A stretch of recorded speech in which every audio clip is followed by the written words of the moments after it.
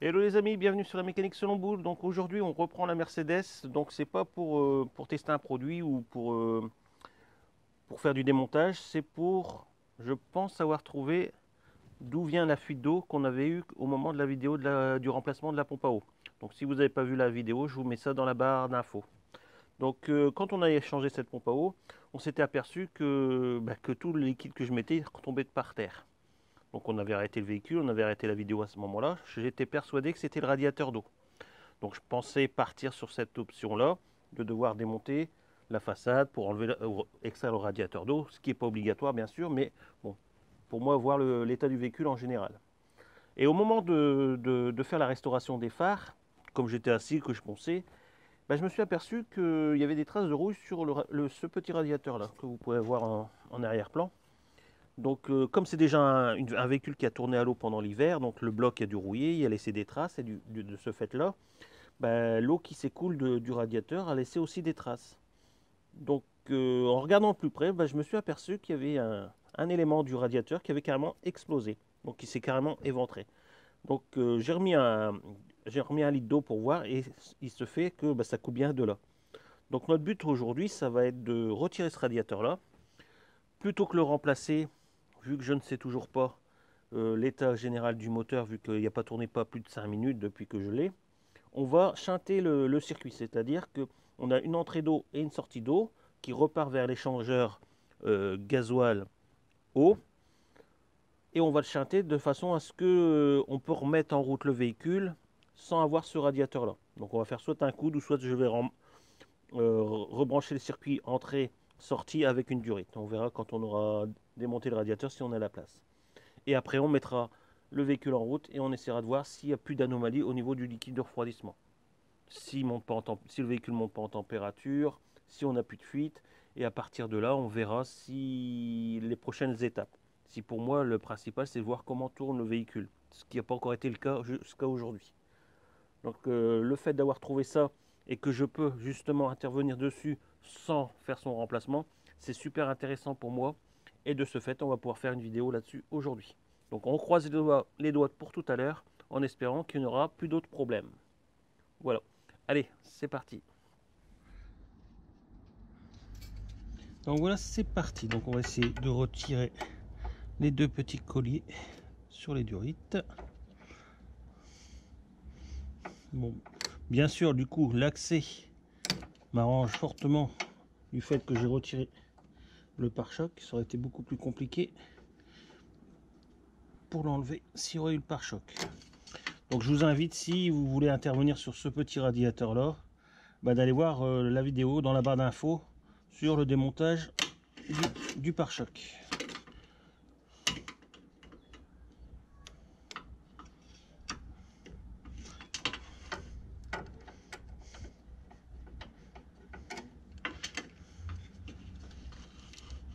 Alors après, une petite rotation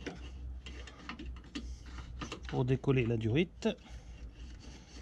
Après, on va essayer de la tirer vers le bas pour la déboîter. Donc on va essayer de ne pas percer le radiateur d'eau qui est derrière. Voilà, on a une. Ensuite, on met la deuxième. Reculer encore un peu le collier.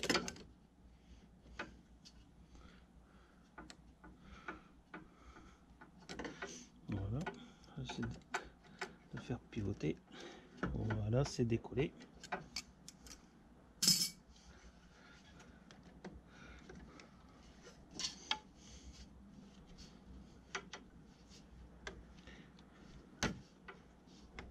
Voilà. Alors par contre, vous voyez pas, je vais essayer de vous montrer. Donc on a ici un genre de petit filtre anti-retour, je sais pas vraiment ce que c'est, je vais pas dire de bêtises. On va essayer de le déboîter.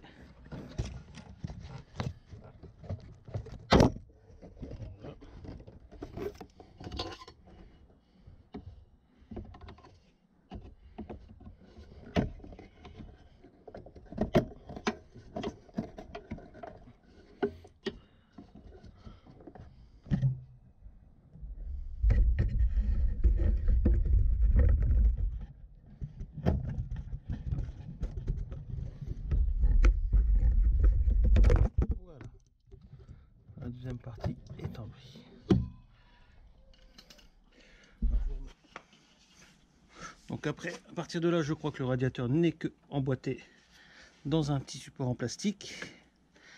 Donc avec des petites pattes à relever. Faire pareil en dessous. Voilà.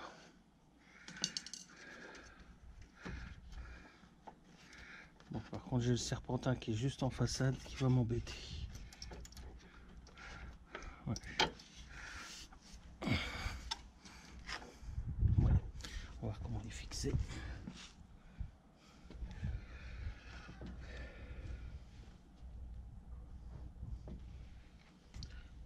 Bon. Je vais enlever la vis qui maintient le serpentin ici et ici pour pouvoir. Donc on aura la vis ici qu'on va retirer et une autre derrière par ici. Alors j'essaie de vous montrer. Donc elle est là, ici.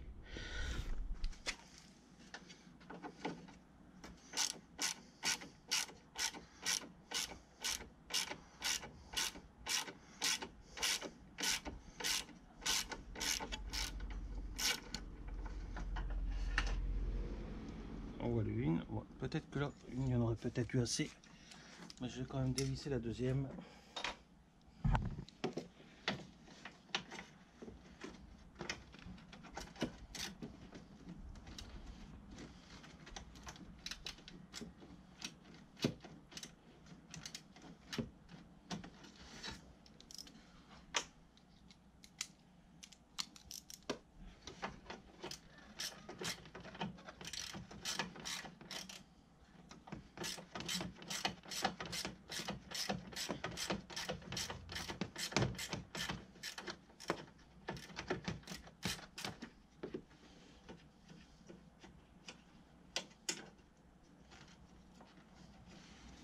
Voilà. Donc, du coup, on se retrouve avec un peu plus de mousse sur le serpentin et on va pouvoir retirer notre petit radiateur. Voilà. Donc je vous fais voir.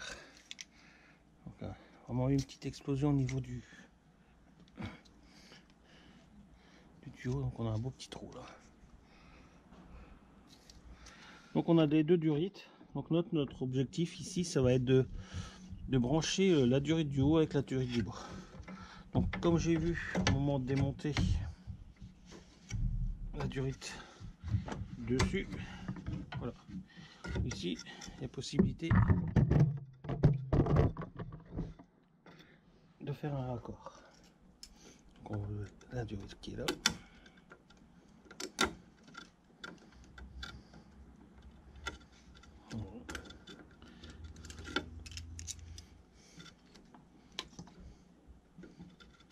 Voilà. On remettra une durite qui partira de celle-ci, c'est celle qui se trouve ici.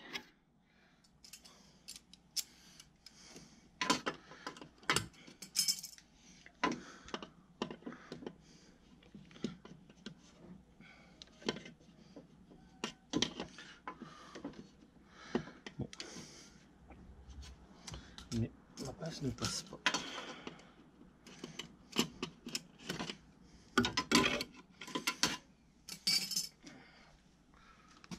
Cette pince est vraiment utile parce que sans cette pince là, j'aurais pas pu retirer le collier sans démonter le reste.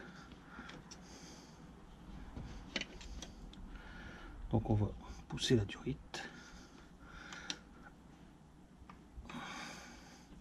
faire toujours attention au radiateur. Essayer d'en faire plutôt.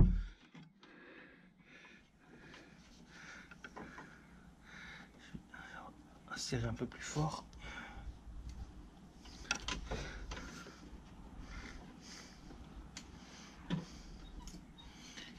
Désolé si vous voyez pas bien sur la vidéo, mais le but ici c'est de retirer la durite.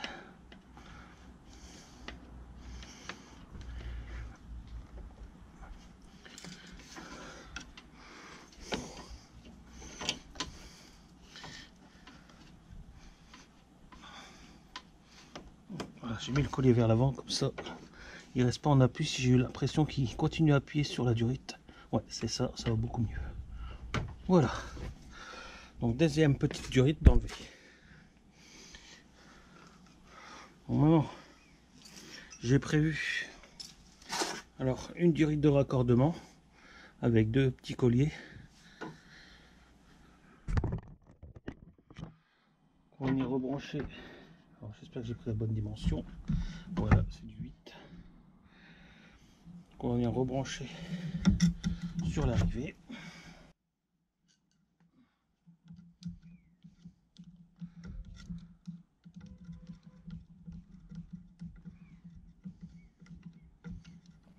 Voilà.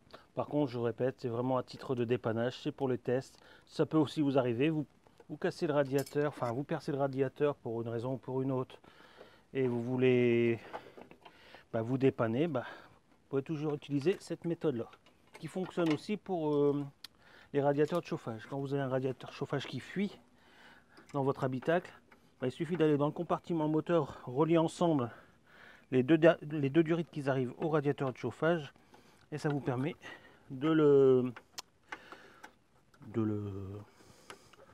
c'est-à-dire voilà, bon, c'est mis, j'essaie de parler en même temps mais c'est pas évident. Donc ça vous permet de le chanter le temps de faire son remplacement. On va savoir que bien sûr vous n'aurez plus de chauffage dans votre habitacle. Voilà.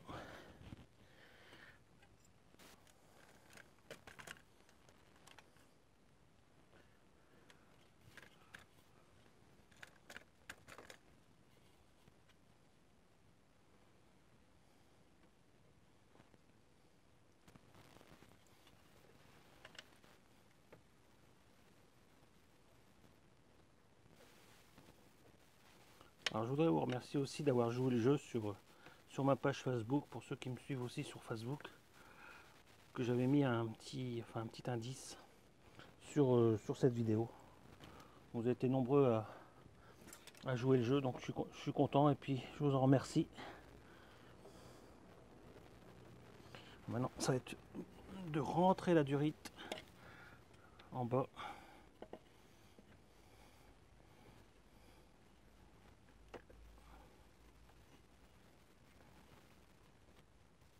Voilà. Et ensuite le petit collier.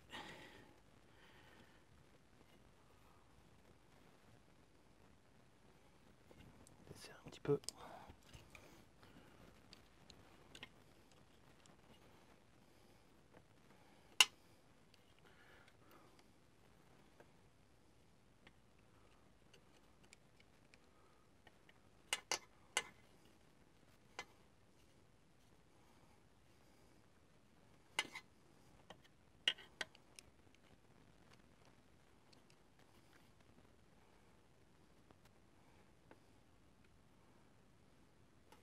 Alors, je suis en train de travailler du bout des doigts. Voilà, il est passé. Il ne reste plus qu'à le serrer.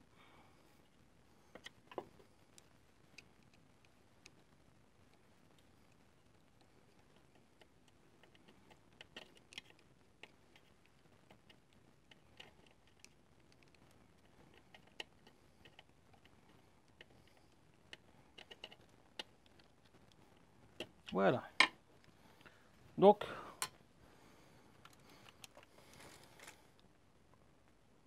voilà comment on a neutralisé notre petit radiateur. Cliquez ici. On a pris l'entrée, la sortie, on les a reliés ensemble et ça nous permet de neutraliser et pouvoir faire la mise en eau. Donc je vais mettre de l'eau, je ne vais pas me prendre la tête à mettre du liquide de refroidissement.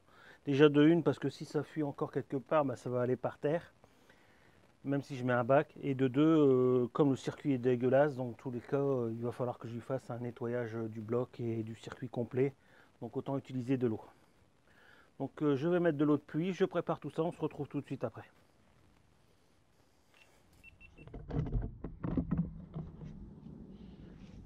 Donc voilà, c'est parti, on va remplir notre petit bocal. On verra déjà si à partir de là ça fuit. Donc je répète pour ceux qui auraient passé un peu de vidéo, je remets de l'eau, c'est parce que je vais faire un nettoyage du circuit si ça fonctionne, plutôt que gaspiller comme la dernière fois du liquide de refroidissement, que ça coule par terre Au moins là, c'est de l'eau de pluie. Et en même temps, ça me permettra de faire un nettoyage du circuit si ça fonctionne. Et puis, dans tous les cas, ça sera bien obligé. Alors, j'espère avoir encore assez de batterie. Putain, je l'ai lâché.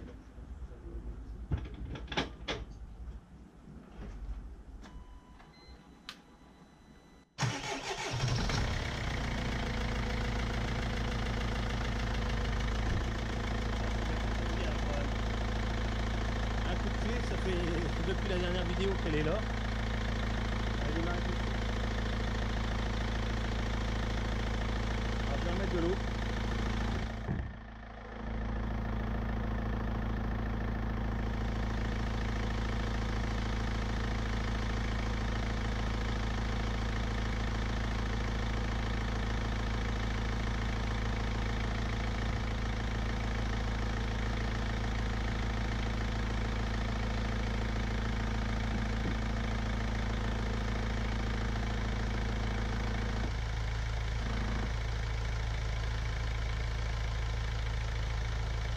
Pour l'instant, ça n'a pas l'air de fuir.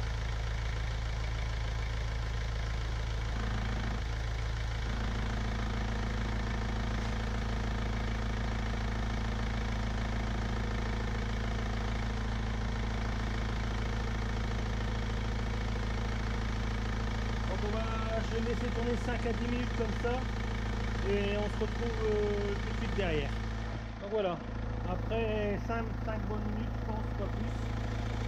On a encore une fuite d'eau. Alors décidément, donc, je vais vous prendre avec moi, on va aller voir ça de plus près.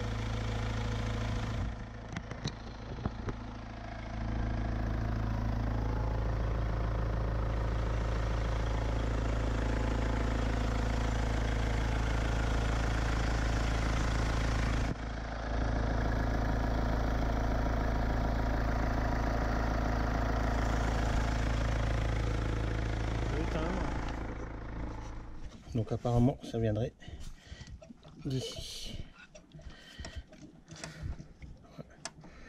au niveau de la durite. Donc on va, tant qu'on y est, on va dégrafer l'épingle. On va essayer de sortir la durite supérieure pour voir si ça serait pas le joint torique qui serait HS.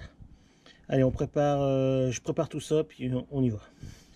Alors c'est parti. Bon, on va essayer de retirer cette épingle.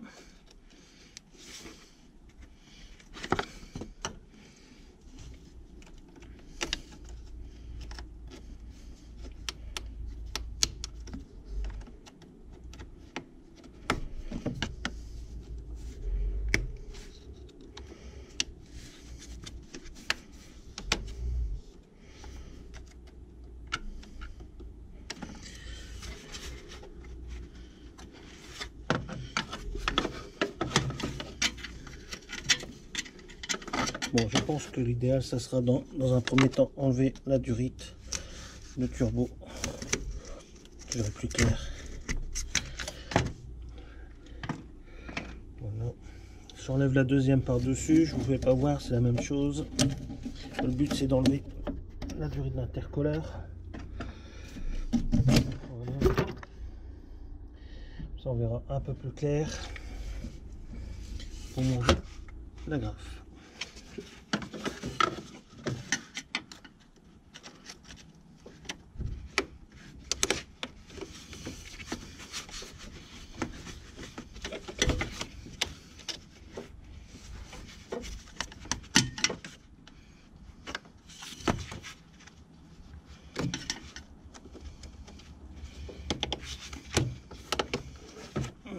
Voilà. Donc on a la graffe de la durite. Alors, on va essayer de décoller la durite.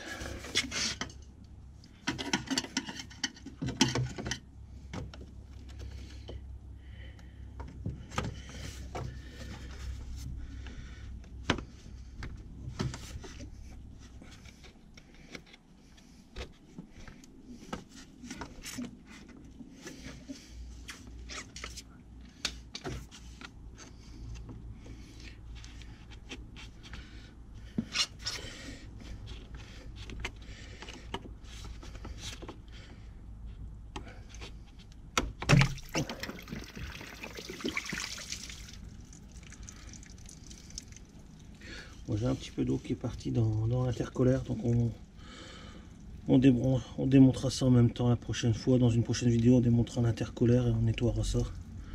Dans tous les cas, ça m'a l'air bien crade. J'ai enlevé le tuyau, je vous ferai voir après. Alors, j'essaie de voir si c'est plutôt le radiateur, mais je crois que c'est la durite. Je vais vous faire voir tout de suite après.